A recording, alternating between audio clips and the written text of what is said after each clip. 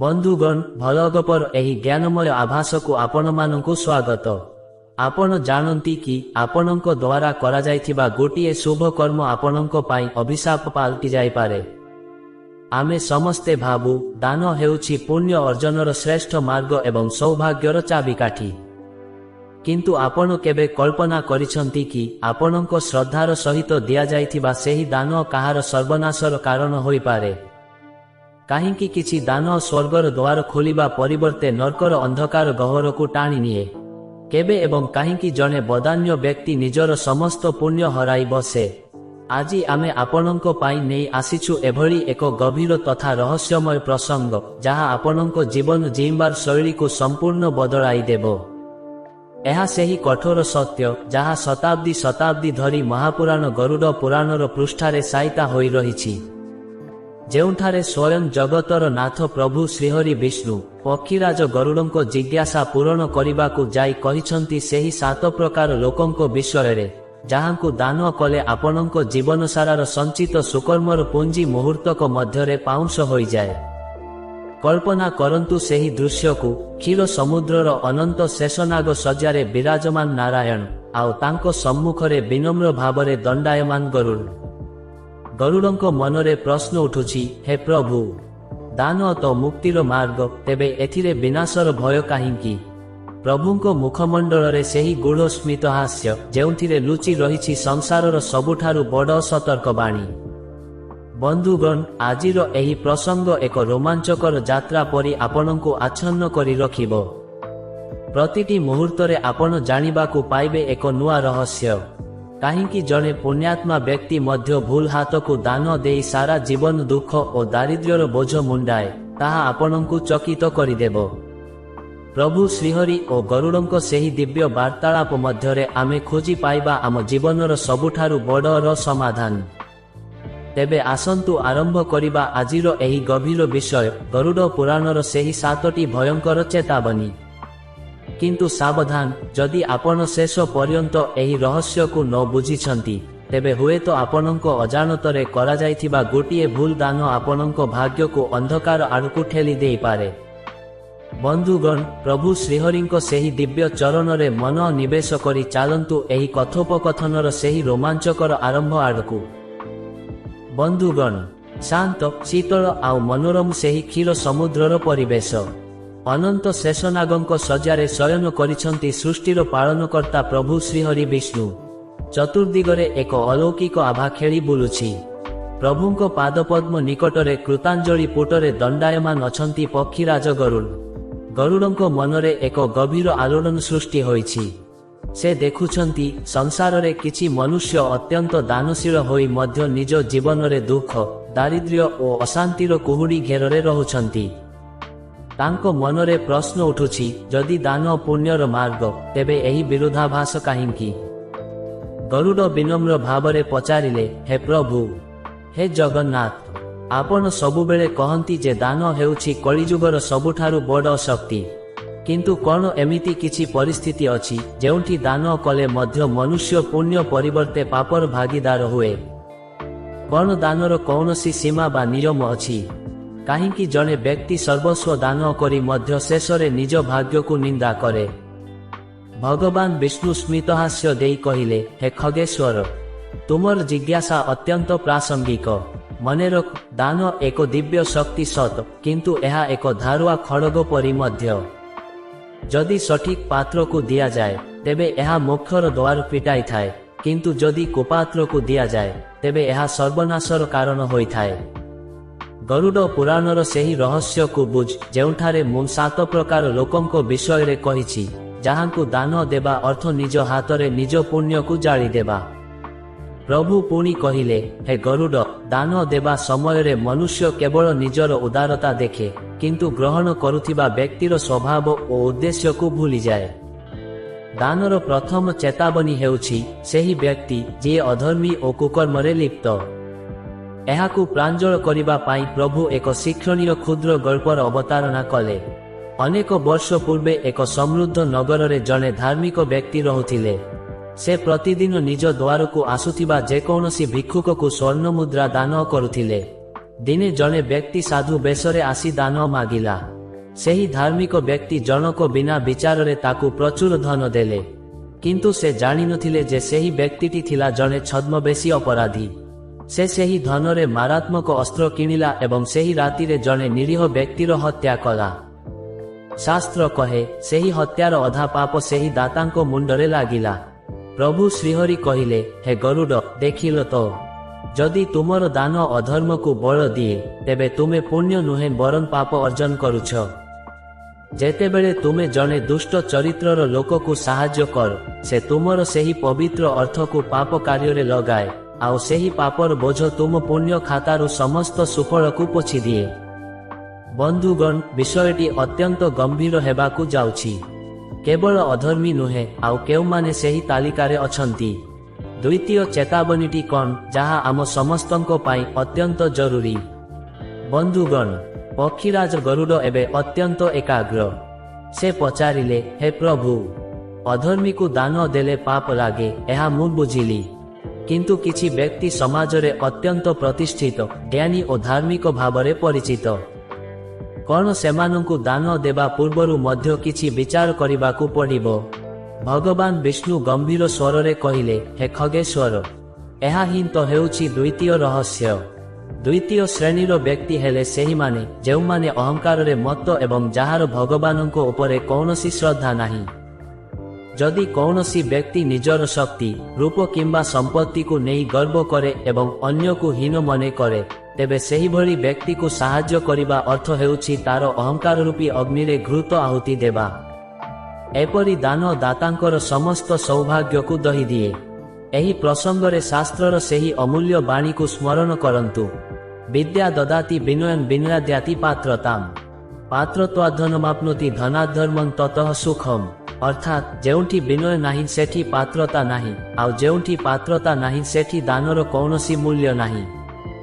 ପ୍ରଭୁ ପୁଣି କହିଲେ, ସେହିପରି ତୃତୀୟ ପ୍ରକାର ବ୍ୟକ୍ତି ହେଲେ ଛଳନାକାରୀ, ଯିଏ ଧର୍ମର ମୁଖା ପିନ୍ଧି ସଂସାରକୁ ଠକେ। ଯେଉଁମାନେ ବାହାରେ ସାଧୁ ବେଶ ଧାରଣ କରନ୍ତି, କିନ୍ତୁ ଅନ୍ତରରେ କାମ, କ୍ରୋଧ ଓ ଲୋଭର ବିଷ ଭରି ରହିଥାଏ, ସେମାନଙ୍କୁ ଦାନ ଦେବା ମହାପରାଧ। ଏହିଭଳି ଦାନ ଦାତାଙ୍କର ପବିତ୍ରତା ଓ ଶୁଦ୍ଧ ଚିନ୍ତାଧାରାକୁ ନଷ୍ଟ କରିଦିଏ। ଏହାକୁ ସ୍ପଷ୍ଟ କରିବା ପାଇଁ ଶ୍ରୀହରି ଏକ ଶିକ୍ଷଣୀୟ ଗଳ୍ପ ଶୁଣାଇଲେ। ଏକ ସମୟରେ ଏକ ସମୃଦ୍ଧ ରାଜ୍ୟରେ ଜଣେ ଜମିଦାର ରହୁଥିଲେ। ସେ ଖୁବ୍ ଦାନୀ ଥିଲେ ସତ, କିନ୍ତୁ ତାଙ୍କ ଦାନରେ କରୁଣା ଅପେକ୍ଷା ପ୍ରଦର୍ଶନ ଓ ଅହଙ୍କାର ଅଧିକ ଥିଲା। ଦିନେ ଜଣେ ବିଦ୍ୱାନ ବ୍ରାହ୍ମଣ ତାଙ୍କ ଦ୍ୱାରକୁ ଆସିଲେ। ଜମିଦାର ଜଣକ ଅତି ଗର୍ବର ସହ କିଛି ସ୍ୱର୍ଣ୍ଣମୁଦ୍ରା ବ୍ରାହ୍ମଣଙ୍କ ଆଡ଼କୁ ଫିଙ୍ଗି ଦେଇ କହିଲେ, ହେ ବ୍ରାହ୍ମଣ, ମୋ ପାଖରେ ଏତେ ସମ୍ପତ୍ତି ଅଛି ଯେ ମୁଁ ତୁମ ଭଳି ହଜାରେ ଲୋକଙ୍କୁ ଜୀବନସାରା ପୋଷି ପାରିବି। ନିଅ ଏହି ଧନ ଏବଂ ମୋର ମହିମା ଗାନ କର।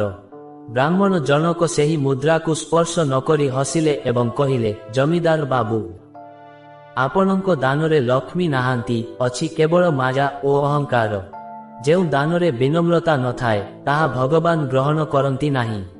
ଆପଣଙ୍କ ଏହି ଦାନ ଆପଣଙ୍କୁ ପୁଣ୍ୟ ନୁହେଁ, ବରଂ ଅଧୋଗତି ଆଡ଼କୁ ଟାଣି ନେଉଛି।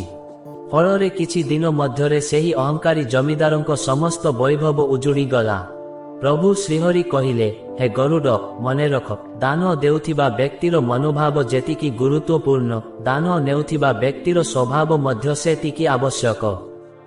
ବନ୍ଧୁଗଣ, ଆମେ ଅନେକ ସମୟରେ ବାହ୍ୟ ଚମକରେ ମୋହିତ ହୋଇ କୁପାତ୍ରକୁ ସମ୍ମାନ ଦେଇ ବସୁ। କିନ୍ତୁ ଗରୁଡ଼ ପୁରାଣର ଏହି ଚେତାବନୀ ଆମକୁ ଚକ୍ଷୁଷ୍ମାନ କରିବା ପାଇଁ ଯଥେଷ୍ଟ। ବନ୍ଧୁଗଣ, ପ୍ରଭୁ ଶ୍ରୀହରିଙ୍କ ବାଣୀ ଶୁଣି ଗରୁଡ଼ କିଛି ସମୟ ପାଇଁ ସ୍ତବ୍ଧ ହୋଇଗଲେ। ସେ ପଚାରିଲେ, ହେ ପ୍ରଭୁ, ଆଳସ୍ୟ ପରାୟଣ ବ୍ୟକ୍ତିକୁ ଦାନ ଦେଲେ ଦୋଷ କ'ଣ? ଆମେ ତ କେବଳ ତାର ଭୋକ ମେଣ୍ଟାଉଛୁ।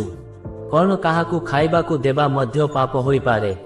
ଭଗବାନ ବିଷ୍ଣୁ ଗମ୍ଭୀର ହୋଇ କହିଲେ, ହେ ପକ୍ଷୀରାଜ, ଶରୀର ଏକ ମନ୍ଦିର ଏବଂ କର୍ମ ହେଉଛି ତାର ପୂଜା। ଚତୁର୍ଥ ପ୍ରକାର ବ୍ୟକ୍ତି ହେଲେ ସେହିମାନେ ଯେଉଁମାନେ ଶାରୀରିକ ଭାବେ ସୁସ୍ଥ ଓ ସବଳ ହୋଇ ମଧ୍ୟ ପରିଶ୍ରମ ନକରି କେବଳ ଦାନ ଉପରେ ନିର୍ଭର କରନ୍ତି। ଯଦି ଜଣେ ବ୍ୟକ୍ତି ନିଜ ହାତଗୋଡ଼ ଚଳାଇ କାମ କରିବାକୁ ସକ୍ଷମ, କିନ୍ତୁ କେବଳ ଭିକ୍ଷାବୃତ୍ତିକୁ ନିଜର ପେଶା କରିଛି, ତେବେ ତାକୁ ଦାନ ଦେବା ଅର୍ଥ ହେଉଛି ତାର କର୍ମ କରିବାର ଶକ୍ତିକୁ ହତ୍ୟା କରିବା। ଏହା କୌଣସି ପୁଣ୍ୟ ନୁହେଁ, ବରଂ ଜଣେ ମନୁଷ୍ୟକୁ ଜୀବନ୍ତ ଶବରେ ପରିଣତ କରିବାର ପାପ। ଏହାକୁ ବୁଝାଇବା ପାଇଁ ଶ୍ରୀହରି ଏକ ଗଳ୍ପର ଅବତାରଣା କଲେ। ଏକ ନଗରରେ ଜଣେ ପ୍ରତିଷ୍ଠିତ ବାଣିଜ୍ୟିକ ବାସ କରୁଥିଲେ। ଦିନେ ଜଣେ ହୃଷ୍ଟପୁଷ୍ଟ ଯୁବକ ତାଙ୍କ ଦ୍ୱାରକୁ ଆସି ଭିକ୍ଷା ମାଗିଲା। ବାଣିଜ୍ୟିକ ଜଣକ ଦେଖିଲେ ଯେ ଯୁବକଟି ସମ୍ପୂର୍ଣ୍ଣ ସୁସ୍ଥ। ସେ ତାକୁ ଅର୍ଥ ଦେବା ପରିବର୍ତ୍ତେ ଏକ କୁରାଢ଼ୀ ଦେଇ କହିଲେ, ଯା, ବଣରୁ କିଛି ଶୁଖିଲା କାଠ କାଟି ଆଣ, ମୁଁ ତୁମକୁ ତାର ଉଚିତ ମୂଲ୍ୟ ଦେବି। ଯୁବକଟି ପରିଶ୍ରମ କଲା ଏବଂ ସନ୍ଧ୍ୟାରେ ସ୍ୱାଭିମାନର ସହ ନିଜର ମଜୁରୀ ନେଲା। ସେହି ବାଣିଜ୍ୟିକ କହିଲେ, ଯଦି ମୁଁ ତୁମକୁ ବିନା ପରିଶ୍ରମରେ ଦାନ ଦେଇଥାନ୍ତି, ତେବେ ମୁଁ ତୁମକୁ ଜଣେ ଚୋର ବା ଅଳସୁଆ କରିଦେଇଥାନ୍ତି। ସେହି ପାପ ମୋତେ ଲାଗିଥାନ୍ତା। ପ୍ରଭୁ କହିଲେ, ହେ ଗରୁଡ଼, ଯେତେବେଳେ ତୁମେ ଜଣେ କର୍ମହୀନ ବ୍ୟକ୍ତିକୁ ଦାନ କର, ତୁମେ ସମାଜରେ ଏକ ଭାର ସୃଷ୍ଟି କର। ତାର ଆଳସ୍ୟ ପାଇଁ ସେ ଯେଉଁ ସମୟ ନଷ୍ଟ କରେ, ତାର ଏକ ଅଂଶ ଦାତାକୁ ଭୋଗିବାକୁ ପଡ଼େ। ସେହିପରି ପଞ୍ଚମ ପ୍ରକାର ବ୍ୟକ୍ତି ହେଲେ କୃତଘ୍ନ, ଯିଏ ଉପକାର ପାଇବା ପରେ ଉପକାରୀକୁ ଭୁଲିଯାଏ କିମ୍ବା ତାର ଅନିଷ୍ଟ ଚିନ୍ତା କରେ।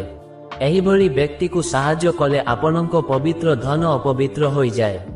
ବନ୍ଧୁଗଣ, ଆମ ଜୀବନରେ ମଧ୍ୟ ଆମେ ଏଭଳି ଅନେକ ଲୋକଙ୍କୁ ଦେଖୁ ଯେଉଁମାନେ ସାହାଯ୍ୟକୁ ନିଜର ଅଧିକାର ଭାବନ୍ତି କିନ୍ତୁ କର୍ମ କରିବାକୁ କୁଣ୍ଠାବୋଧ କରନ୍ତି। ଗରୁଡ଼ ପୁରାଣ କହେ, ଏମାନଙ୍କୁ ଦୂରରୁ ପ୍ରଣାମ କରିବା ଶ୍ରେୟସ୍କର, କିନ୍ତୁ ଦାନ କେବେ ବି ନୁହେଁ। ପକ୍ଷୀରାଜ ଗରୁଡ଼ ଏବେ ଅତ୍ୟନ୍ତ ଗମ୍ଭୀର। ସେ ପ୍ରଭୁଙ୍କ ପାଦପଦ୍ମକୁ ସ୍ପର୍ଶ କରି ପଚାରିଲେ, ହେ ପ୍ରଭୁ, କଣ ଦାନ ଦେବା ପୂର୍ବରୁ ବ୍ୟକ୍ତିର ଚରିତ୍ର ଏତେ ଗଭୀର ଭାବେ ପରୀକ୍ଷା କରିବା ଆବଶ୍ୟକ? ଯଦି ଜଣେ ମନୁଷ୍ୟ ଅତି ସରଳ ବିଶ୍ୱାସରେ ଜଣକୁ ସାହାଯ୍ୟ କରେ, ତଥାପି କଣ ତାକୁ ପାପ ଲାଗିବ? ଭଗବାନ ବିଷ୍ଣୁ ସ୍ମିତହାସ୍ୟ ଦେଇ କହିଲେ, ହେ ଖଗେଶ୍ୱର, ଅଜ୍ଞାନତା କେବେ ବି କ୍ଷମାର କାରଣ ହୋଇନଥାଏ। ଷଷ୍ଠ ପ୍ରକାର ବ୍ୟକ୍ତି ହେଲେ ସେହିମାନେ ଯେଉଁମାନେ ମିଥ୍ୟାବାଦୀ ଏବଂ ଯାହାର ଜିହ୍ୱାରେ ସର୍ବଦା ଅସତ୍ୟ ବାସ କରେ। ଯିଏ ନିଜର ସ୍ୱାର୍ଥ ପାଇଁ ମିଛ କହି ଅନ୍ୟର ବିଶ୍ୱାସଘାତକତା କରେ କିମ୍ବା ମିଥ୍ୟା ସାକ୍ଷ୍ୟ ଦିଏ, ତାକୁ ଦାନ କରିବା ଅର୍ଥ ହେଉଛି ଅଧର୍ମର ପ୍ରାସାଦ ଗଢ଼ିବାରେ ସାହାଯ୍ୟ କରିବା। ଏପରି ଦାନ ଦାତାଙ୍କର ସନ୍ତାନମାନଙ୍କ ବୁଦ୍ଧି ଭ୍ରଷ୍ଟ କରିଦିଏ ଏବଂ ବଂଶର ମର୍ଯ୍ୟାଦା ହାନି କରିଥାଏ। ପ୍ରଭୁ ପୁଣି କହିଲେ, ସେହିପରି ସପ୍ତମ ପ୍ରକାର ବ୍ୟକ୍ତି ହେଲେ ପରଶ୍ରୀକାତର ଏବଂ ଈର୍ଷାଳୁ। ଯେଉଁ ବ୍ୟକ୍ତି ଅନ୍ୟର ଉନ୍ନତି ଦେଖି ଜଳିଯାଏ, ଯାହାର ମନ ଅନ୍ୟର ଅନିଷ୍ଟ କରିବାରେ ସର୍ବଦା ମଗ୍ନ ଥାଏ, ସେହିଭଳି ବ୍ୟକ୍ତିକୁ ଦାନ କରିବା ଅର୍ଥ ହେଉଛି ପାପର ବିଷଧର ବୃକ୍ଷରେ ଜଳ ସେଚନ କରିବା। ଏହିଭଳି ଦାନ ଦାତାଙ୍କର ନିଜର ସୁଖ ଓ ଶାନ୍ତିକୁ ଛଡ଼ାଇ ନିଏ। ଏହି ସତ୍ୟକୁ ବୁଝାଇବା ପାଇଁ ପ୍ରଭୁ ଏକ ଗଳ୍ପ ଶୁଣାଇଲେ। ଏକ ନଗରରେ ଜଣେ ସରଳ ବଣିକ ରହୁଥିଲେ। ସେ ସବୁବେଳେ ଲୋକଙ୍କୁ ସାହାଯ୍ୟ କରୁଥିଲେ। ଦିନେ ତାଙ୍କର ଜଣେ ପଡ଼ୋଶୀ ଆସି ମିଛ କହିଲା ଯେ ତାଙ୍କ ଘରେ ଖାଇବାକୁ କିଛି ନାହିଁ। ବଣିକ ଜଣକ ଦୟାବଶତଃ ତାକୁ ପ୍ରଚୁର ଧନ ଓ ଶସ୍ୟ ଦେଲେ, କିନ୍ତୁ ସେହି ପଡ଼ୋଶୀଟି ଥିଲା ଅତ୍ୟନ୍ତ ଈର୍ଷାଳୁ। ସେ ସେହି ଧନରେ ରାଜଦରବାରରେ ଜଣେ କର୍ମଚାରୀଙ୍କୁ ଲାଞ୍ଚ ଦେଇ ସେହି ବଣିକଙ୍କ ବିରୁଦ୍ଧରେ ମିଥ୍ୟା ଅଭିଯୋଗ ଆଣିଲା। ଫଳରେ ସେହି ବଣିକଙ୍କୁ କାରାଦଣ୍ଡ ଭୋଗିବାକୁ ପଡ଼ିଲା। ପ୍ରଭୁ କହିଲେ, ହେ ଗରୁଡ଼, ଦେଖିଲ ତ, ବଣିକର ସେହି ଦାନ ହିଁ ତା ପାଇଁ କାଳ ପାଲଟିଲା, କାରଣ ସେ ପାତ୍ରକୁ ପରଖି ନଥିଲା। ବନ୍ଧୁଗଣ, ଆମେ ଅନେକ ସମୟରେ କରୁଣାବଶତଃ ଅନ୍ଧ ହୋଇଯାଉ, କିନ୍ତୁ ଗରୁଡ଼ ପୁରାଣ ଆମକୁ ସତର୍କ କରାଏ ଯେ ଦାନ କେବଳ ଭୋଗ ମେଣ୍ଟାଇବା ପାଇଁ ନୁହେଁ, ବରଂ ଧର୍ମ ରକ୍ଷା ପାଇଁ ହେବା ଆବଶ୍ୟକ। ଯଦି ଆମ ସାହାଯ୍ୟ ଅଧର୍ମୀର ଅସ୍ତ୍ର ପାଲଟିଯାଏ, ତେବେ ସେହି ପାପର ପ୍ରାୟଶ୍ଚିତ ଆମକୁ ହିଁ କରିବାକୁ ପଡ଼ିବ। ବନ୍ଧୁଗଣ, ପକ୍ଷୀରାଜ ଗରୁଡ଼ ଏବେ ଏକ ଅଜଣା ଭୟରେ ଶିହରି ଉଠିଲେ। ସେ ବିନମ୍ର ଭାବରେ ପଚାରିଲେ, ହେ ପ୍ରଭୁ, ଆପଣ ସେହି 7 ପ୍ରକାର କୁପାତ୍ରଙ୍କ ବିଷୟରେ ତ ବର୍ଣ୍ଣନା କଲେ, କିନ୍ତୁ ମୋ ମନରେ ଏକ ଶଙ୍କା ଅଛି। ଯଦି ଜଣେ ମନୁଷ୍ୟ ଅଜାଣତରେ କେବଳ ଦୟାବଶତଃ ଏହିଭଳି କୌଣସି ବ୍ୟକ୍ତିକୁ ଦାନ କରିଦିଏ, ତେବେ କଣ ତାର ପୁଣ୍ୟ ପ୍ରକୃତରେ ନଷ୍ଟ ହୋଇଯାଏ? କଣ ଜଣେ ଦୟାଳୁ ବ୍ୟକ୍ତିକୁ ମଧ୍ୟ ଶାସ୍ତି ଭୋଗିବାକୁ ପଡ଼େ? ଭଗବାନ ବିଷ୍ଣୁ ଗମ୍ଭୀର ସ୍ୱରରେ କହିଲେ, ହେ ଗରୁଡ଼, ଦାନ ହେଉଛି ଜଳ ପରି। ଶୁଦ୍ଧ ପାତ୍ରରେ ରହିଲେ ଏହା ଜୀବନ ଦିଏ, କିନ୍ତୁ ଯଦି ଏହା ନର୍ଦ୍ଦମାରେ ପଡ଼େ, ତେବେ ତାହା କେବଳ ଦୁର୍ଗନ୍ଧ ହିଁ ସୃଷ୍ଟି କରେ। ଯେତେବେଳେ ତୁମେ ଜଣେ ଅପାତ୍ର ବା କୁପାତ୍ରକୁ ଦାନ କର, ସେହି ଦିନଠାରୁ ତୁମର ସଞ୍ଚିତ ପୁଣ୍ୟ କ୍ଷୟ ହେବା ଆରମ୍ଭ ହୁଏ। କାରଣ ତୁମର ଅର୍ଜିତ ପବିତ୍ର ଧନ ଯେତେବେଳେ ଅନ୍ୟର ପାପ କାର୍ଯ୍ୟରେ ଇନ୍ଧନ ସାଜେ, ସେହି ପାପର ଶୃଙ୍ଖଳା ସହ ତୁମର ଆତ୍ମା ଅଜାଣତରେ ଯୋଡ଼ି ହୋଇଯାଏ। ଏହି ପ୍ରସଙ୍ଗରେ ଏକ ପ୍ରଚଳିତ ପ୍ରବାଦ ରହିଛି, କୁପାତ୍ରେ ଦାନ ନିଜ ଭାଗ୍ୟରେ ନିଆଁ। ପ୍ରଭୁ ପୁଣି କହିଲେ, ହେ ଖଗେଶ୍ୱର, ମନେ ରଖ, ଅନ୍ଧ ଭାବରେ ଦାନ କରିବା କେବେ ବି ଧର୍ମ ନୁହେଁ, ବରଂ ଏହା ଏକ ପ୍ରକାର ମୋହ। ଜଣେ ବ୍ୟକ୍ତି ଯଦି ଜାଣିଶୁଣି ଜଣେ ଦୁଷ୍ଟ ଲୋକକୁ ଶକ୍ତିଶାଳୀ କରେ, ତେବେ ସେ ନିଜର ସୌଭାଗ୍ୟକୁ ନିଜ ହାତରେ ବିସର୍ଜନ କରେ। ଏହାର ପ୍ରଭାବ ସେହି ବ୍ୟକ୍ତିର ପରିବାର ଓ ଭାବୀ ସନ୍ତାନମାନଙ୍କ ଉପରେ ମଧ୍ୟ ପଡ଼େ। ସେମାନଙ୍କ ଜୀବନରେ ଅଶାନ୍ତି ଓ ବାଧାବିଘ୍ନ ମାଡ଼ି ଆସେ। ଏହାକୁ ବୁଝାଇବା ପାଇଁ ପ୍ରଭୁ ଏକ ଗଳ୍ପ ଶୁଣାଇଲେ। ଏକ ବନରେ ଜଣେ ସନ୍ନ୍ୟାସୀ ବାସ କରୁଥିଲେ। ଦିନେ ସେ ଦେଖିଲେ ଜଣେ ବ୍ୟକ୍ତି ଶରୀରରେ କ୍ଷତର ଚିହ୍ନ ଦେଖାଇ ଅତ୍ୟନ୍ତ କରୁଣ ସ୍ୱରରେ ସାହାଯ୍ୟ ମାଗୁଛି। ସନ୍ନ୍ୟାସୀ ଦୟାବଶତଃ ତାକୁ କିଛି ଦେଲେ, କିନ୍ତୁ ସେହି ବ୍ୟକ୍ତିଟି ଥିଲା ଜଣେ ମାୟାବୀ ଡକାୟତ। ସେ ସେହି ସାହାଯ୍ୟକୁ ବ୍ୟବହାର କରି ପରବର୍ତ୍ତୀ ସମୟରେ ଅନେକ ନିରୀହ ଲୋକଙ୍କୁ ଲୁଟ୍ କଲା। ପ୍ରଭୁ କହିଲେ, ଗରୁଡ଼, ସେହି ଡକାୟତର ପ୍ରତିଟି ପାପରେ ସେହି ସନ୍ନ୍ୟାସୀଙ୍କ ଅଂଶ ରହିଲା, କାରଣ ତାଙ୍କ ଦାନ ହିଁ ସେହି ଅଧର୍ମୀକୁ ବଳ ଦେଇଥିଲା। ବନ୍ଧୁଗଣ, ଆମେ ଅନେକ ସମୟରେ କହୁ, ମୁଁ ତ ଦାନ ଦେଇଦେଲି, ସେ ଯାହା କରୁ ମୋର କ'ଣ ଯାଏ। କିନ୍ତୁ ଗରୁଡ଼ ପୁରାଣ କହେ, ଆପଣଙ୍କର ଯାଏ। ଦାନ କେବଳ ତ୍ୟାଗ ନୁହେଁ, ଏହା ଏକ ବଡ଼ ଦାୟିତ୍ୱ ମଧ୍ୟ। ବନ୍ଧୁଗଣ, ପ୍ରଭୁ ଶ୍ରୀହରିଙ୍କ ଏହି ବାଣୀ ଏବେ ଏକ ନୂଆ ଦିଗକୁ ନେଇଯିବ। କେବେ ଏବଂ କେଉଁ ପରିସ୍ଥିତିରେ ଦାନ କଲେ ତାହା ସବୁଠାରୁ ଅଧିକ ଫଳଦାୟୀ ହୁଏ? କ'ଣ ଦାନର ମଧ୍ୟ କୌଣସି ନିର୍ଦ୍ଦିଷ୍ଟ ସମୟ ଅଛି? ବନ୍ଧୁଗଣ, ପକ୍ଷୀରାଜ ଗରୁଡ଼ ଏବେ ଅତ୍ୟନ୍ତ ଏକାଗ୍ର। ସେ ପଚାରିଲେ, ହେ ପ୍ରଭୁ, ଆପଣ କୁପାତ୍ର ଦାନର ଭୟାବହତା ବିଷୟରେ ତ କହିଲେ, କିନ୍ତୁ କେଉଁ ସମୟରେ ଏବଂ କେଉଁ ପବିତ୍ର ସ୍ଥାନରେ ଦାନ କଲେ ତାହା ଅକ୍ଷୟ ପୁଣ୍ୟରେ ପରିଣତ ହୁଏ? କ'ଣ ଏମିତି କିଛି ବିଶେଷ ମୁହୂର୍ତ୍ତ ଅଛି ଯେଉଁଠି ଦାନର ପ୍ରଭାବ ସହସ୍ର ଗୁଣିତ ହୋଇଯାଏ? ଭଗବାନ ବିଷ୍ଣୁ ସ୍ମିତହାସ୍ୟ ଦେଇ କହିଲେ, ହେ ଗରୁଡ଼, ଦାନର ଫଳ କେବଳ ପାତ୍ର ଉପରେ ନୁହେଁ, ବରଂ ଦେଶ ଅର୍ଥାତ୍ ସ୍ଥାନ ଏବଂ କାଳ ଅର୍ଥାତ୍ ସମୟ ଉପରେ ମଧ୍ୟ ନିର୍ଭର କରେ। ଯେପରି ଶୁଖିଲା ଭୂମିରେ ବର୍ଷା ଜଳର ମୂଲ୍ୟ ଅଧିକ, ସେହିପରି ସଙ୍କଟ ସମୟରେ କିମ୍ବା ପବିତ୍ର ତିଥିରେ ଦିଆଯାଇଥିବା ଦାନ ସବୁଠାରୁ ଶ୍ରେଷ୍ଠ। ବିଶେଷ କରି ସୂର୍ଯ୍ୟ ପରାଗ, ଚନ୍ଦ୍ରଗ୍ରହଣ, ସଂକ୍ରାନ୍ତି ଏବଂ ପବିତ୍ର ପର୍ବପର୍ବାଣୀ ସମୟରେ ଦିଆଯାଇଥିବା ଦାନ ମନୁଷ୍ୟକୁ ଜନ୍ମ ମୃତ୍ୟୁର ଚକ୍ରରୁ ମୁକ୍ତି ଦେଇଥାଏ। ଏହି ପ୍ରସଙ୍ଗରେ ଶାସ୍ତ୍ରର ସେହି ଅମୃତ ବାଣୀକୁ ସ୍ମରଣ କରନ୍ତୁ, ଦେଶେ କାଳେ ଚ ପାତ୍ରେ ଚ ତଦ୍ଦାନଂ ସାତ୍ୱିକଂ ସ୍ମୃତମ୍, ଅର୍ଥାତ୍ ଉଚିତ ସ୍ଥାନ, ସଠିକ ସମୟ ଏବଂ ଯୋଗ୍ୟ ପାତ୍ରକୁ ଦିଆଯାଇଥିବା ଦାନ ହିଁ ଶ୍ରେଷ୍ଠ ବା ସାତ୍ୱିକ ଦାନ ଅଟେ। ପ୍ରଭୁ ପୁଣି କହିଲେ, ସ୍ଥାନର ମହିମା ମଧ୍ୟ ଅପାର। କୁରୁକ୍ଷେତ୍ର, ଗୟା, କାଶୀ, ପ୍ରଯାଗ ଏବଂ ପୁରୁଷୋତ୍ତମ କ୍ଷେତ୍ର ପରି ପବିତ୍ର ତୀର୍ଥସ୍ଥାନରେ ଯେତେବେଳେ ଜଣେ ଶ୍ରଦ୍ଧାଳୁ ସୁପାତ୍ରକୁ ଦାନ କରେ, ତାର ପିତୃପୁରୁଷମାନେ ମଧ୍ୟ ତୃପ୍ତି ଲାଭ କରନ୍ତି। ଏହାକୁ ବୁଝାଇବା ପାଇଁ ଶ୍ରୀହରି ଏକ ସୁନ୍ଦର କଳ୍ପିତ ଗଳ୍ପର ଅବତାରଣା କଲେ। ଏକ ସମୟରେ ଜଣେ ଅତି ଗରିବ ବ୍ୟକ୍ତି ଥିଲେ। ସେ ନିଜେ 2 ଦିନ ହେବ ଉପବାସରେ ଥିଲେ। ଶେଷରେ ତାଙ୍କୁ କିଛି ମୁଠାଏ ଅନ୍ନ ମିଳିଲା। ଖାଇବାକୁ ବସିବା ସମୟରେ ଜଣେ ଅତିଥି ସେହି ବାଟ ଦେଇ ଯାଉଥିଲେ ଏବଂ ସେ ଖୁବ୍ କ୍ଷୁଧିତ ଥିଲେ। ସେହି ବ୍ୟକ୍ତି ଜଣକ ନିଜର ଭୋକକୁ ଭୁଲି ସେହି ଅଳ୍ପ ଅନ୍ନକୁ ଅତିଥିଙ୍କୁ ଦାନ କରିଦେଲେ। ସେହି ସମୟଟି ଥିଲା ଏକ ପବିତ୍ର ସଂକ୍ରାନ୍ତି ମୁହୂର୍ତ୍ତ। ପ୍ରଭୁ କହିଲେ, ହେ ଗରୁଡ଼, ସେହି ଗୋଟିଏ ମୁଠା ଅନ୍ନର ଦାନ ସେହି ବ୍ୟକ୍ତିଙ୍କୁ ବୈକୁଣ୍ଠର ଦ୍ୱାର ଖୋଲିଦେଲା। କାରଣ ସେଠାରେ ଭାବ ଶୁଦ୍ଧ ଥିଲା, ସମୟ ପବିତ୍ର ଥିଲା ଏବଂ ପାତ୍ର ମଧ୍ୟ ଉଚିତ ଥିଲା। ବନ୍ଧୁଗଣ, ଏଠାରେ ଗରୁଡ଼ ପୁରାଣ ଆମକୁ ଶିକ୍ଷା ଦିଏ ଯେ ଦାନର ପରିମାଣ କେତେ ତାହା ଗୁରୁତ୍ୱପୂର୍ଣ୍ଣ ନୁହେଁ।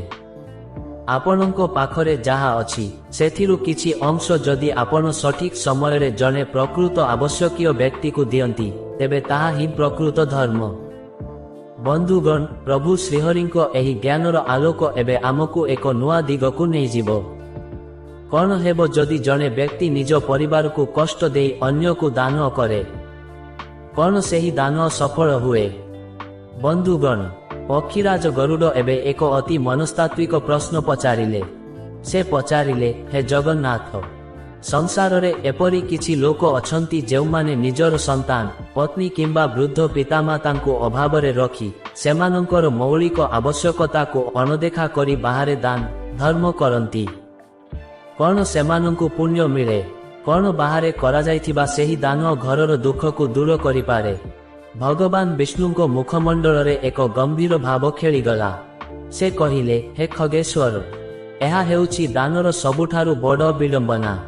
ଗରୁଡ଼ ପୁରାଣ ଓ ଶାସ୍ତ୍ର ସ୍ପଷ୍ଟ କହେ, ଯେଉଁ ବ୍ୟକ୍ତି ନିଜ ପରିବାରକୁ କଷ୍ଟ ଦେଇ ସେମାନଙ୍କୁ ଭୋକିଲା ରଖି ବାହାରେ ଦାନ କରେ, ସେହି ଦାନ ପୁଣ୍ୟ ନୁହେଁ ବରଂ ପାପ ଅଟେ।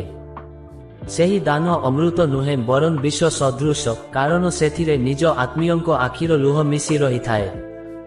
ଏହି ପ୍ରସଙ୍ଗରେ ଶାସ୍ତ୍ରର ସେହି କଠୋର ବାଣୀକୁ ସ୍ମରଣ କରନ୍ତୁ, ଶକ୍ତଃ ପରଜନେ ଦାତା ସ୍ୱଜନେ ଦୁଃଖ ଜୀବିନି ମଧ୍ୱାପାତ ବିଶାସ୍ୱାଦଃ ସ ଧର୍ମ ପ୍ରତିରୂପକ। ଅର୍ଥାତ୍ ଯେଉଁ ବ୍ୟକ୍ତି ନିଜ ପରିବାରକୁ ଦୁଃଖରେ ରଖି ବାହାର ଲୋକଙ୍କୁ ଦାନ କରେ, ତାହା ଦେଖିବାକୁ ମହୁ ପରି ମିଠା ହେଲେ ମଧ୍ୟ ପ୍ରକୃତରେ ବିଷ ସଦୃଶ ଅଟେ। ପ୍ରଭୁ ବୁଝାଇଲେ ଯେ ଜଣେ ଗୃହସ୍ଥ ପାଇଁ ସବୁଠାରୁ ବଡ଼ ତୀର୍ଥ ହେଉଛି ତାର ପରିବାର।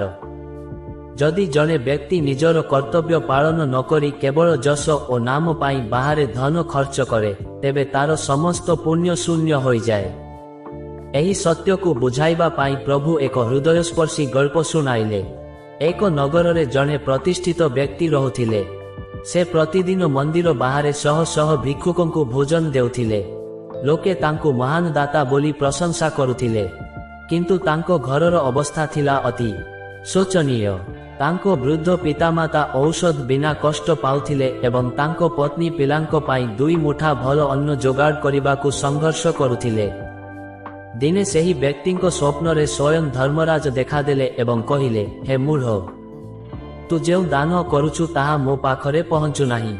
ତୋର ପୁଣ୍ୟ ଖାତା ଖାଲି ଅଛି, କାରଣ ତୋର ପରିବାରର ଲୁହ ମୋତେ ବିଚଳିତ କରୁଛି। ପ୍ରଭୁ ଶ୍ରୀହରି କହିଲେ, ହେ ଗରୁଡ଼, ମନେ ରଖ, ପ୍ରଥମେ ନିଜର କର୍ତ୍ତବ୍ୟ, ତାପରେ ଦାନ। ଯେଉଁ ଦାନ ଅନ୍ୟକୁ ଦେଖାଇବା ପାଇଁ କିମ୍ବା ଅହଙ୍କାର ପାଇଁ କରାଯାଏ, ତାହା ବ୍ୟର୍ଥ। ବନ୍ଧୁଗଣ, ଆଜିର ସମାଜରେ ଆମେ ଏଭଳି ଅନେକ ଦୃଶ୍ୟ ଦେଖୁ। ଆମେ ଦାନ କରିବା ଉଚିତ, କିନ୍ତୁ ନିଜର ଦାୟିତ୍ୱକୁ ବଳି ଦେଇ ନୁହେଁ।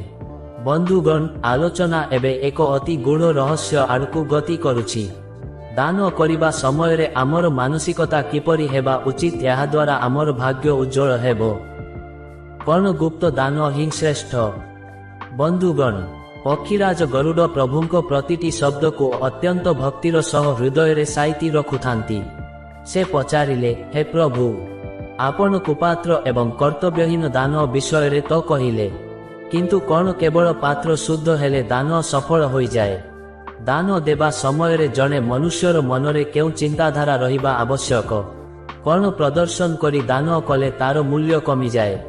ଭଗବାନ ବିଷ୍ଣୁ ସ୍ମିତହାସ୍ୟ ଦେଇ କହିଲେ, ହେ ଖଗେଶ୍ୱର, ଏହା ଏକ ଅତ୍ୟନ୍ତ ସୂକ୍ଷ୍ମ ପ୍ରଶ୍ନ। ମନେରଖ, ଦାନର ମହତ୍ଵ କେବଳ ବସ୍ତୁ ବା ଅର୍ଥରେ ନଥାଏ, ତାହା ଦାତାଙ୍କର ଭାବ ଉପରେ ନିର୍ଭର କରେ। ଯଦି ଜଣେ ବ୍ୟକ୍ତି ସୁପାତ୍ରକୁ ଦାନ କରେ, କିନ୍ତୁ ତା ମନରେ ଏହି ଅଭିଳାଷ ଥାଏ ଯେ ବଦଳରେ ତାକୁ ପ୍ରଶଂସା ମିଳୁ କିମ୍ବା ତାର ନାମ ଚାରିଆଡ଼େ ପ୍ରଚାର ହେଉ, ତେବେ ସେହି ଦାନ ତାମସିକ ହୋଇଯାଏ। ଏପରି ଦାନର ଫଳ ଅତି ସ୍ୱଳ୍ପ। ଏହି ପ୍ରସଙ୍ଗରେ ଏକ ପ୍ରଚଳିତ ଶ୍ଲୋକକୁ ଧ୍ୟାନ ଦିଅନ୍ତୁ, ଦାତବ୍ୟମିତି ଯଦ୍ଦାନଂ ଦିୟତେନୁପକାରିଣେ ଦେଶେ କାଳେ চ ପାତ୍ରେ চ ତଦ୍ଦାନଂ ସାତ୍ବିକଂ ସ୍ମୃତମ୍। ଅର୍ଥାତ୍ ଦାନ ଦେବା ମୋର କର୍ତ୍ତବ୍ୟ। ଏହି ଭାବନାରେ କୌଣସି ପ୍ରତ୍ୟୁପକାର ଆଶା ନ ରଖି ଯେଉଁ ଦାନ ଦିଆଯାଏ, ତାହା ହିଁ ଶ୍ରେଷ୍ଠ। ପ୍ରଭୁ ପୁଣି କହିଲେ, ସବୁଠାରୁ ଶ୍ରେଷ୍ଠ ଦାନ ହେଉଛି ଗୁପ୍ତ ଦାନ, ଯେଉଁଠି ଦାତା ମନେକରେ ଯେ ସେ କେବଳ ଜଣେ ନିମିତ୍ତ ମାତ୍ର। ସମ୍ପତ୍ତି ଭଗବାନଙ୍କର ଏବଂ ସେ କେବଳ ତାହାକୁ ଯୋଗ୍ୟ ବ୍ୟକ୍ତି ପାଖରେ ପହଞ୍ଚାଉଛନ୍ତି। ଯେଉଁଠି ମୁଁ ଦେଉଛି ଏହି ଅହଙ୍କାର ମରିଯାଏ, ସେଠାରେ ଦାନର ପ୍ରଭାବ ଅନନ୍ତ ହୋଇଯାଏ। ଏହାକୁ ବୁଝାଇବା ପାଇଁ ପ୍ରଭୁ ଏକ ଶିକ୍ଷଣୀୟ ଗଳ୍ପ ଶୁଣାଇଲେ। ଏକ ନଗରରେ 2 ଜଣ ବନ୍ଧୁ ରହୁଥିଲେ। ଜଣେ ଖୁବ୍ ଧନୀ ଏବଂ ଅନ୍ୟ ଜଣକ ସାଧାରଣ ଶ୍ରମିକ। ଧନୀ ବନ୍ଧୁ ଜଣକ ମନ୍ଦିର ନିର୍ମାଣ ପାଇଁ ଲକ୍ଷେ ସ୍ୱର୍ଣ୍ଣମୁଦ୍ରା ଦାନ କଲେ ଏବଂ ନିଜ ନାମର ଏକ ବଡ଼ ଫଳକ ଲଗାଇଲେ। ଅନ୍ୟପଟେ ସେହି ଶ୍ରମିକ ବନ୍ଧୁ ଜଣକ ନିଜର ଦିନକର ମଜୁରୀରୁ ଏକ ଅଂଶ ଜଣେ ଅନ୍ଧ ବୃଦ୍ଧଙ୍କୁ ଅଜାଣତରେ ଭୋଜନ ଦେବାରେ ଖର୍ଚ୍ଚ କଲେ। ଯେତେବେଳେ ସମୟ ଆସିଲା, ଧର୍ମରାଜ ସେହି ଶ୍ରମିକର ପୁଣ୍ୟକୁ ଅଧିକ ବୋଲି କହିଲେ। ପ୍ରଭୁ କହିଲେ, ହେ ଗରୁଡ଼, ଯେତେବେଳେ ତୁମେ ଦାନ କର, ସେତେବେଳେ ଡାହାଣ ହାତ କଣ ଦେଉଛି ତାହା ବାମ ହାତ ଯେପରି ଜାଣି ନପାରେ। ବନ୍ଧୁଗଣ, ଗରୁଡ଼ ପୁରାଣର ଏହି ଶିକ୍ଷା ଆମକୁ ବିନମ୍ର ହେବାକୁ ଶିଖାଏ। ଆମେ କେବଳ ମାଧ୍ୟମ, ପ୍ରକୃତ ଦାତା ତ ସେହି ପରମେଶ୍ୱର। ବନ୍ଧୁଗଣ, ପ୍ରଭୁ ଶ୍ରୀହରିଙ୍କ ଏହି ରହସ୍ୟମୟ ଜ୍ଞାନ ଏବେ ଆମକୁ ଏକ ନୂଆ ମୋଡ଼କୁ ନେଇଯିବ। କିପରି ଆମେ କୁପାତ୍ରକୁ ସହଜରେ ଚିହ୍ନିବା ଏବଂ ସୁପାତ୍ରର ଲକ୍ଷଣ କ'ଣ? କେଉଁ ଏକ କାର୍ଯ୍ୟ କଲେ ଆମର ଦାନ କେବେ ବି ନଷ୍ଟ ହୁଏ ନାହିଁ? ବନ୍ଧୁଗଣ, ପକ୍ଷୀରାଜ ଗରୁଡ଼ ଶ୍ରଦ୍ଧାରେ ଅବନତ ହୋଇ ପଚାରିଲେ, ହେ କମଳଲୋଚନ, ଆପଣ କୁପାତ୍ରମାନଙ୍କ ବିଷୟରେ କହି ମୋତେ ସତର୍କ କଲେ। ଏବେ କୃପା କରି କୁହନ୍ତୁ, ସେହି ସୁପାତ୍ର କିଏ? କାହାକୁ ଦାନ କଲେ ଦାତା କୋଟି ଜନ୍ମର ପୁଣ୍ୟ ପ୍ରାପ୍ତ ହୁଏ ଏବଂ ତାର କୁଳ ଉଦ୍ଧାର ହୋଇଯାଏ? କିପରି ଜଣେ ସାଧାରଣ ମନୁଷ୍ୟ ଜଣେ ପ୍ରକୃତ ଯୋଗ୍ୟ ବ୍ୟକ୍ତିକୁ ଚିହ୍ନି ପାରିବ? ଭଗବାନ ବିଷ୍ଣୁ ଅତ୍ୟନ୍ତ ପ୍ରସନ୍ନ ହୋଇ କହିଲେ, ହେ ଗରୁଡ଼, ସୁପାତ୍ରକୁ ଚିହ୍ନିବା ଏକ ସୂକ୍ଷ୍ମ କଳା। ଯିଏ ବିଦ୍ୱାନ ହୋଇ ମଧ୍ୟ ବିନମ୍ର, ଯିଏ ନିରାଶ୍ରୟ, ଯିଏ ରୋଗାକ୍ରାନ୍ତ ହୋଇ ଚିକିତ୍ସା ପାଇଁ ଅସମର୍ଥ ଏବଂ ଯିଏ ପ୍ରକୃତରେ ଈଶ୍ୱରଙ୍କ ଭକ୍ତିରେ ମଗ୍ନ ଥାଇ ସଂସାରର କୌଣସି ବସ୍ତୁ ପ୍ରତି ଲାଳସା ରଖେ ନାହିଁ, ସେହିମାନେ ହିଁ ଦାନର ପ୍ରକୃତ ଅଧିକାରୀ। ବିଶେଷ କରି ଜଣେ ଅସହାୟ ଶିକ୍ଷାର୍ଥୀ ଯାହାର ଜ୍ଞାନ ଅର୍ଜନ କରିବାର ତୃଷ୍ଣା ଅଛି, ତାକୁ କରାଯାଇଥିବା ସାହାଯ୍ୟ ସବୁଠାରୁ ବଡ଼ ପୁଣ୍ୟ। ଏହି ପ୍ରସଙ୍ଗରେ ଶାସ୍ତ୍ରର ସେହି ଅମୂଲ୍ୟ ବାଣୀକୁ ସ୍ମରଣ କରନ୍ତୁ, ଅପାତ୍ରେ ରମଣୀୟଂ ଯଦ୍ ଦାନଂ ଦତ୍ତଂ ନିରର୍ଥକଂ ଯଥା ଭସ୍ମନି ହୁତଂ ହବ୍ୟଂ ଯଥା ଶୂନ୍ୟେ ହୁତଂ ବୃଥା। ଅର୍ଥାତ୍ ଯେପରି ଭସ୍ମରେ ଘିଅ ଢାଳିଲେ ହୋମ ବୃଥା ହୁଏ, ସେହିପରି କୁପାତ୍ରକୁ ଦାନ କଲେ ତାହା ନିରର୍ଥକ ହୋଇଥାଏ। ତେଣୁ ସୁପାତ୍ରକୁ ଖୋଜି ଦାନ ଦେବା ହିଁ ବୁଦ୍ଧିମାନର କାମ। ପ୍ରଭୁ ପୁଣି କହିଲେ, ସୁପାତ୍ରକୁ ଦିଆଯାଇଥିବା ଦାନ ଛୋଟ ହେଲେ ମଧ୍ୟ ତାହା ବଟବୃକ୍ଷର ବୀଜ ପରି ସହସ୍ର ଗୁଣ ହୋଇ ଦାତାଙ୍କ ପାଖକୁ ଫେରି ଆସେ। ଏହାକୁ ପ୍ରମାଣିତ କରିବା ପାଇଁ ଶ୍ରୀହରି ଏକ ଶେଷ କ୍ଷୁଦ୍ର ଗଳ୍ପ ଶୁଣାଇଲେ। ପୁରାଣ କାଳରେ ଋଷିଗଣ ଅତ୍ୟନ୍ତ ସ୍ୱଳ୍ପାହାରୀ ଥିଲେ। ଯାହା ମିଳୁଥିଲା ସେଥିରେ ଅତିଥି ସେବା କରି ନିଜେ ଉପବାସ ରହୁଥିଲେ। ଦିନେ ଦୁର୍ବାସା ଋଷି ତାଙ୍କୁ ପରୀକ୍ଷା କରିବାକୁ ଆସିଲେ। ଗଳ ନିଜ ଭାଗର ଶେଷ ମୁଠାଏ ଅନ୍ନ ମଧ୍ୟ ହସି ହସି ଦାନ କରିଦେଲେ। ଦାତାଙ୍କର ଏହି ନିଷ୍କାମ ଭାବ ଓ ଅତିଥିଙ୍କ ପ୍ରତି ସମ୍ମାନ ଦେଖି ଦେବତାମାନେ ପୁଷ୍ପବୃଷ୍ଟି କଲେ। ସେହି ଗୋଟିଏ ମୁଠା ଦାନ ତାଙ୍କୁ ସଶରୀର ସ୍ୱର୍ଗପ୍ରାପ୍ତି କରାଇଲା। କାରଣ ସେଠାରେ ପାତ୍ର ଶ୍ରେଷ୍ଠ ଥିଲା ଏବଂ ଭାବ ପବିତ୍ର ଥିଲା। ପ୍ରଭୁ କହିଲେ, ହେ ଗରୁଡ଼, ମନେ ରଖ, ଯାହାର ଅର୍ଥ ପବିତ୍ର, ପାତ୍ର ଯୋଗ୍ୟ ଏବଂ ମନ ନିରହଙ୍କାର, ତା ପାଇଁ ସ୍ୱର୍ଗର ଦ୍ୱାର ସର୍ବଦା ଉନ୍ମୁକ୍ତ। ବନ୍ଧୁଗଣ, ପ୍ରଭୁ ଶ୍ରୀହରିଙ୍କ ଏହି ଉପଦେଶ ଆମକୁ ଶିଖାଏ ଯେ ଜୀବନରେ ଦାନ କରିବା ଏକ ସୌଭାଗ୍ୟ, କିନ୍ତୁ ବିବେକର ସହ ଦାନ କରିବା ଏକ ସାଧନା। ବନ୍ଧୁଗଣ, ମୂଳ ଗଳ୍ପ ଏବେ ତାର ପୂର୍ଣ୍ଣତା ଆଡ଼କୁ ଗତି କରୁଛି। କ'ଣ ହେବ ଏହି 7ଟି ଚେତାବନୀର ସାର କଥା? କିପରି ଆମେ ଆମର ସଞ୍ଚିତ ପୁଣ୍ୟକୁ ରକ୍ଷା କରିପାରିବା? ବନ୍ଧୁଗଣ, ପ୍ରଭୁ ଶ୍ରୀହରିଙ୍କ ସେହି ଦିବ୍ୟ ବାର୍ତ୍ତାଳାପ ଏବେ ଏକ ଅତ୍ୟନ୍ତ କଠୋର ସତ୍ୟ ଆଡ଼କୁ ଗତି କରୁଛି। ଗରୁଡ଼ ପଚାରିଲେ, ହେ ପ୍ରଭୁ, ଯଦି ଜଣେ ବ୍ୟକ୍ତି ଅଧର୍ମ ପଥରେ ଧନ ଅର୍ଜନ କରି ସେଥିରୁ କିଛି ଅଂଶ ଦାନ କରେ, ତେବେ କ'ଣ ତାର ପାପ କ୍ଷୟ ହୁଏ? କ'ଣ ସେହି ଦାନ ଭଗବାନଙ୍କ ଦରବାରରେ ଗ୍ରହଣୀୟ ହୁଏ? ଭଗବାନ ବିଷ୍ଣୁ ଗମ୍ଭୀର ହୋଇ କହିଲେ, ହେ ଖଗେଶ୍ୱର, ମନେ ରଖ, ଦାନର ଶକ୍ତି କେବଳ ପାତ୍ର ଉପରେ ନୁହେଁ, ବରଂ ଦାତାଙ୍କର ଆୟ ବା ଉପାର୍ଜନର ଶୁଦ୍ଧତା ଉପରେ ନିର୍ଭର କରେ। ଯଦି କେହି ଜଣକୁ କଷ୍ଟ ଦେଇ, ଚୋରି କରି କିମ୍ବା ଅନ୍ୟର ହକ୍ ଛଡ଼ାଇ ଆଣିଥିବା ଧନରୁ ଦାନ କରେ, ତେବେ ସେହି ଦାନ ତାକୁ ପୁଣ୍ୟ ଦେବା ପରିବର୍ତ୍ତେ ନର୍କର ଦ୍ୱାର ଆଡ଼କୁ ଠେଲି ଦିଏ। ଏହାକୁ ବୁଝାଇବା ପାଇଁ ପ୍ରଭୁ ଏକ ଶିକ୍ଷଣୀୟ ଗଳ୍ପର ଅବତାରଣା କଲେ। ଅନେକ ବର୍ଷ ପୂର୍ବେ ଜଣେ ବଡ଼ ବ୍ୟବସାୟୀ ଥିଲେ।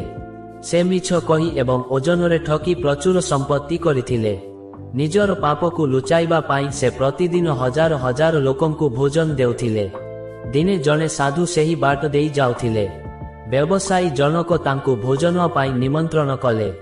କିନ୍ତୁ ସାଧୁ ଜଣକ ଭୋଜନ ଥାଳିକୁ ଦେଖି କହିଲେ, ହେ ବଣିକ, ଏହି ଅନ୍ନରେ ମୋତେ ପୁଣ୍ୟର ସୁବାସ ନୁହେଁ, ବରଂ ଗରିବଙ୍କ ଲୁହର ଗନ୍ଧ ଆସୁଛି। ତୁମର ଏହି ଦାନ ଏକ ମୁଖା ମାତ୍ର। ଯେଉଁ ଧନ ଅଧର୍ମରେ ଅର୍ଜିତ, ତାର ଦାନ କେବେ ବି ଶାନ୍ତି ଦିଏ ନାହିଁ। ପ୍ରଭୁ ଶ୍ରୀହରି କହିଲେ, ହେ ଗରୁଡ଼, ଶାସ୍ତ୍ର କହେ, ନ୍ୟାଯୋପାର୍ଜିତ ବିତ୍ତେନ କର୍ତ୍ତବ୍ୟଂ ଦାନମକ୍ଷୟଂ। ଅର୍ଥାତ୍ ନ୍ୟାୟ ଓ ସତ୍ୟ ପଥରେ ରୋଜଗାର କରାଯାଇଥିବା ଧନରୁ କରାଯାଇଥିବା ଦାନ ହିଁ ଅକ୍ଷୟ ପୁଣ୍ୟ ପ୍ରଦାନ କରେ। ପାପର ପଇସାରେ ପୁଣ୍ୟ କିଣାଯାଇପାରେ ନାହିଁ। ବନ୍ଧୁଗଣ, ଆମେ ଅନେକ ସମୟରେ ଭାବୁ ଯେ ବଡ଼ ବଡ଼ ଦାନ କଲେ ଆମର ସବୁ ଭୁଲ ଧୋଇ ହୋଇଯିବ। କିନ୍ତୁ ଗରୁଡ଼ ପୁରାଣ କହେ, ଭଗବାନଙ୍କୁ ଠକିବା ଅସମ୍ଭବ।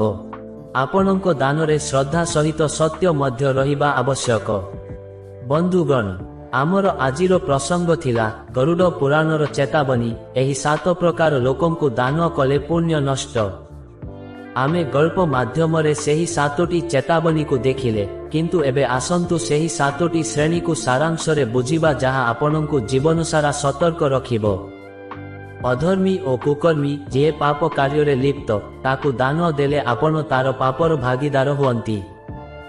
ଅହଙ୍କାରୀ, ଯିଏ ନିଜ ଶକ୍ତି ଓ ସମ୍ପତ୍ତିକୁ ନେଇ ଗର୍ବିତ, ତାକୁ ଦାନ ଦେଲେ ଦାତାଙ୍କର ସୌଭାଗ୍ୟ ଦୁର୍ଭାଗ୍ୟରେ ପରିଣତ ହୁଏ। ଛଳନାକାରୀ ବା ଭଣ୍ଡ, ଯିଏ ଧର୍ମର ଆଳରେ ଲୋକଙ୍କୁ ଠକେ, ତାକୁ ସାହାଯ୍ୟ କଲେ ଆପଣଙ୍କ ପବିତ୍ରତା ନଷ୍ଟ ହୁଏ। ଆଳସ୍ୟ ପରାୟଣ, ସୁସ୍ଥ ଶରୀର ଥାଇ ମଧ୍ୟ ଯିଏ ପରିଶ୍ରମ କରେ ନାହିଁ, ତାକୁ ଦାନ ଦେବା ଅର୍ଥ ଜଣେ ବ୍ୟକ୍ତିକୁ ଅକର୍ମଣ୍ୟ କରିବାର ପାପ।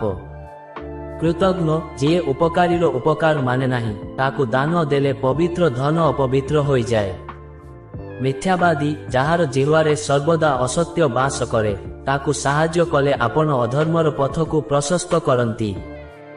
ଈର୍ଷାଳୁ, ଯିଏ ଅନ୍ୟର ଉନ୍ନତି ଦେଖି ଜଳିଯାଏ, ତାକୁ ଦାନ କରିବା ଅର୍ଥ ପାପର ବୃକ୍ଷରେ ଜଳସେଚନ କରିବା। ଆରମ୍ଭରେ ଆମେ କହିଥିଲେ ଯେ ଦାନ କଲେ ମଧ୍ୟ କାହିଁକି କିଛି ଲୋକ ଦରିଦ୍ର ହୋଇଯାନ୍ତି। ଏହାର ମୁଖ୍ୟ କାରଣ ହେଉଛି ଅଯୋଗ୍ୟ ହାତକୁ ଦାନ। ଗରୁଡ଼ ପୁରାଣ ଅନୁସାରେ ଯେତେବେଳେ ଆପଣ ଜଣେ କୁପାତ୍ରକୁ ଦାନ କରନ୍ତି, ସେହି ବ୍ୟକ୍ତି ସେହି ଧନରେ ପାପ କରେ ଏବଂ ସେହି ପାପର ଏକ ଅଂଶ ଆପଣଙ୍କ ପୁଣ୍ୟ ଖାତାରୁ ସମସ୍ତ ସୁଫଳକୁ ପୋଛିଦିଏ। ଏଣୁ ଦାନ କେବଳ ଉଦାରତା ନୁହେଁ, ବରଂ ଏକ ସଚେତନ ବିଚାର। ଏହି ପ୍ରସଙ୍ଗରେ ଏକ ଶାସ୍ତ୍ରୀୟ ପ୍ରବାଦ ରହିଛି, କୁପାତ୍ରେ ଦତ୍ତଂ ଦାନଂ ଭସ୍କନି ହୂତଂ ହବ୍ୟଂ ଯଥା। ଅର୍ଥାତ୍ ଯେପରି ପାଉଁଶରେ ଘିଅ ଢାଳିଲେ ଅଗ୍ନି ପ୍ରଜ୍ୱଳିତ ହୁଏ ନାହିଁ, ସେହିପରି କୁପାତ୍ରକୁ ଦିଆଯାଇଥିବା ଦାନରୁ କୌଣସି ଶୁଭଫଳ ପ୍ରାପ୍ତ ହୁଏ ନାହିଁ। ତେଣୁ ବନ୍ଧୁଗଣ, ଦାନ କରିବା ସମୟରେ ମନେ ରଖନ୍ତୁ, ଯାହାକୁ ଦେଉଛନ୍ତି ସେ ସୁପାତ୍ର ତ। ଆପଣଙ୍କ ସାହାଯ୍ୟ କାହାର ଅଧର୍ମର ଅସ୍ତ୍ର ପାଲଟି ଯାଉନାହିଁ ତ? ଯଦି ଆପଣ ଏହି 7ଟି ଦିଗ ପ୍ରତି ଧ୍ୟାନ ଦେବେ, ତେବେ ଆପଣଙ୍କ ଭାଗ୍ୟ ସୂର୍ଯ୍ୟ ପରି ଉଜ୍ଜ୍ୱଳ ହୋଇଯିବ। ବନ୍ଧୁଗଣ, ଆଜି ଆମେ ଗରୁଡ଼ ପୁରାଣର ସେହି ଦିବ୍ୟ ଚେତାବନୀକୁ ଜାଣିଲେ, ଯାହା ଆମ ଜୀବନର ସବୁଠାରୁ ବଡ଼ ସତର୍କବାଣୀ। ଦାନ କରିବା ଏକ ମହାନ ଗୁଣ, କିନ୍ତୁ ବିବେକହୀନ ଦାନ ନିଜ ପାଇଁ ବିପଦ ଡାକି ଆଣିଥାଏ। ମନେ ରଖନ୍ତୁ, ଆପଣଙ୍କର ଗୋଟିଏ ସଠିକ୍ ଦାନ ଜଣଙ୍କର ଅନ୍ଧକାର ଜୀବନରେ ଆଲୋକ ଆଣିପାରେ, କିନ୍ତୁ ଗୋଟିଏ ଭୁଲ ହାତକୁ ଦିଆଯାଇଥିବା ସାହାଯ୍ୟ ଅଧର୍ମର ଅଗ୍ନିକୁ ପ୍ରଜ୍ୱଳିତ କରିପାରେ। ଏହି ପ୍ରସଙ୍ଗରେ ଶାସ୍ତ୍ରର ସେହି ଅମୂର୍ତ୍ତ ବାଣୀକୁ ସର୍ବଦା ମନେ ରଖନ୍ତୁ। ପାତ୍ରଂ ହି ଶୁଦ୍ଧଂ କୁରୁତେ ଚ, ଅର୍ଥାତ୍ ପାତ୍ରର ଶୁଦ୍ଧତା ହିଁ ଦାନକୁ ପବିତ୍ର ଓ ଫଳପ୍ରଦ କରିଥାଏ। ଯେଉଁଠାରେ ଗ୍ରହିତା ଯୋଗ୍ୟ, ସେଠାରେ ଦାନ ଅକ୍ଷୟ ପୁଣ୍ୟ ପ୍ରଦାନ କରେ। ଆଜିର ଏହି ରହସ୍ୟମୟ ଗଳ୍ପ ଆପଣଙ୍କୁ କେମିତି ଲାଗିଲା? ଆମେ ଆଶା କରୁଛୁ ଏହି ଆଲୋଚନା ଆପଣଙ୍କ ଜୀବନରେ ଏକ ନୂଆ ଚିନ୍ତାଧାରା ସୃଷ୍ଟି କରିବ। ଯଦି ଆପଣଙ୍କୁ ଆମର ଏହି ପ୍ରୟାସ ଭଲ ଲାଗିଛି, ତେବେ ଭିଡିଓକୁ ଲାଇକ୍ ଓ ସେୟାର ନିଶ୍ଚୟ କରନ୍ତୁ, ଯେପରି ଅନ୍ୟମାନେ ମଧ୍ୟ ଏହି ପବିତ୍ର ଜ୍ଞାନରୁ ବଞ୍ଚିତ ନ ହୁଅନ୍ତି। ଆପଣଙ୍କର ଗୋଟିଏ ସେୟାର କାହାର ଭାଗ୍ୟ ବଦଳାଇ ଦେଇପାରେ। ଆପଣଙ୍କର ଦିନଟି ଶୁଭମୟ ହେଉ। ଜଗତର ନାଥ ମହାପ୍ରଭୁ ଶ୍ରୀ ଜଗନ୍ନାଥ ଆପଣଙ୍କୁ ଏବଂ ଆପଣଙ୍କ ପରିବାରକୁ ସର୍ବଦା ସୁଖ, ଶାନ୍ତି ଓ ସମୃଦ୍ଧିରେ ରଖନ୍ତୁ। ଆପଣଙ୍କ ହୃଦୟରେ ସର୍ବଦା ଧର୍ମ ଓ ବିବେକର ଜୟ ହେଉ। ଖୁବ୍ ଶୀଘ୍ର ଦେଖାହେବ ଏଭଳି ଏକ ରୋମାଞ୍ଚକର ଏବଂ ଶିକ୍ଷଣୀୟ ଭିଡିଓ ସହିତ। ସେପର୍ଯ୍ୟନ୍ତ ବିଦାୟ ଦିଅନ୍ତୁ। ନମସ୍କାର। ଜୟ ଶ୍ରୀ ହରି। ଜୟ ଜଗନ୍ନାଥ।